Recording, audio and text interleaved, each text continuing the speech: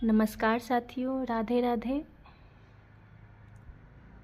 आज का जो वीडियो है उसको देखने और समझने से पहले हम लोग पिछले वीडियो के बारे में कुछ बातें कर लेते हैं। पिछले वीडियो में हम लोगों ने देखा था यूरोपीय व्यापारी कंपनियों के आगमन और स्थापना के क्रम के बारे में। तो उसी आधार पर आज का वीडियो है। तो जैसा कि आप लोगों ने पिछले वीडियो में पढ़ा था, यूरोपीय व्यापारी जो आए थे सबसे पहले उसमें पुर्तगाली थे। तो उसी के आधार पर सबसे पहले हम लोग पुर्तगालियों के बारे में जानेंगे। तो चलिए आज का वीडियो देखते हैं। पुर्तगाली वायसराय। पुर्तगाली वायसराय जो आए थे भारत में, जैसे जैसे उनका आगमन हुआ था क्रम के अनुसार हम लोग समझेंगे और पढ़ेंगे। तो पुर्तगाली वायसराय में सबसे पहले थे फ्रांसिस्को द अल्मेड़ा, जो भारत आए थे 1505 से 1509 ईस्वी तक। वो भारत में वायसराय के रूप में यानी प्रथम वायसराय बनकर भारत में रहे थे। अल्मेड़ा का जो सबसे इम्पोर्टेंट काम था, उन्होंने ये किया था, वो ब्लू वाटर पॉलिसी चलाया था। ब्लू वाटर पॉलिसी क्या होता है इसको हम लोग थोड़ा सा समझ लेंगे। ब्लू वाटर पॉलिसी चलाने का उनका जो कारण था वो हिंद महासागर पर अपना एकाधिकार चाहते थे। पुर्तगाली जो थे वो चाहते थे कि हिंद महासागर पर सिर्फ उन्हीं का अधिकार हो, उन्हीं का वर्चस्व रहे, जिससे वो अपना व्यापार जो है वो भारत में बढ़ाए और दूसरा कोई यूरोपीय व्यापारी जो है वहाँ पे नहीं आ पाए। तो फ्रांसिस्को द अल्मेड़ा का जो है उनका यही है बस कि वो प्रथम वायसराय बनकर भारत आए थे और ब्लू वाटर पॉलिसी चलाया था। दूसरे नंबर पर आते हैं अल्फांसो द अल्बुकर्क, जो 1509 से 1515 ईस्वी तक भारत में रहे थे। यह 1509 ईस्वी में वायसराय बनकर भारत आया था।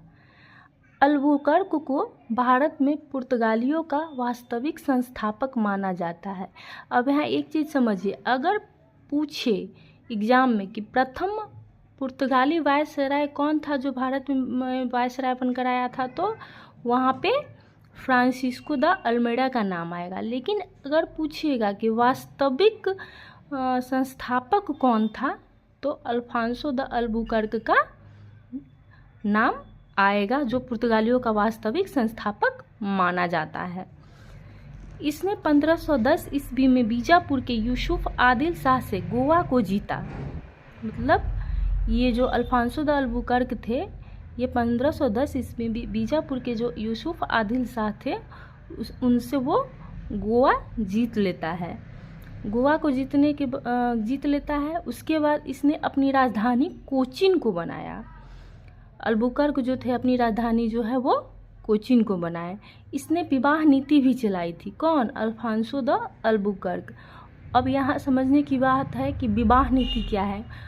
विवाह नीति का मतलब कि वो जितने भी पुर्तगाली महिला थी उनका शादी जो है, या फिर पुर्तगाली पुरुष थे उनका शादी जो है वो भारत में करने लगे और अपने धर्म को बढ़ाने लगे, जिससे कि उनके धर्म का प्रचार हो और उनका जो है भारत पे पकड़ मजबूत हो। फिर आगे देखते हैं अल्फांसो द अल्बुकर्क के बाद कौन है? Nuno da Cunha.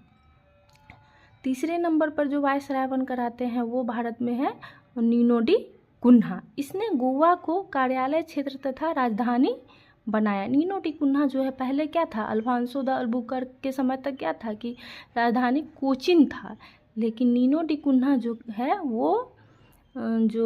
वो गोवा को कार्यालय क्षेत्र और राजधानी क्षेत्र बनाते हैं। जीता किसने? यूसुफ आदिल शाह से जीता अल्बुकर्क ने, लेकिन राजधानी और कार्यालय क्षेत्र बनाया कौन? तो Nuno da Cunha. Nuno da Cunha के समय में ही 1535 ईस्वी में दीव को और 1559 ईस्वी में दमन को जीतकर पुर्तगाली क्षेत्र में मिला लिया जाता है। दीव और दमन दोनों को नीनो डी कुन्हा के समय में ही जीतकर इस दोनों को पुर्तगाली क्षेत्र में मिला लिया गया था।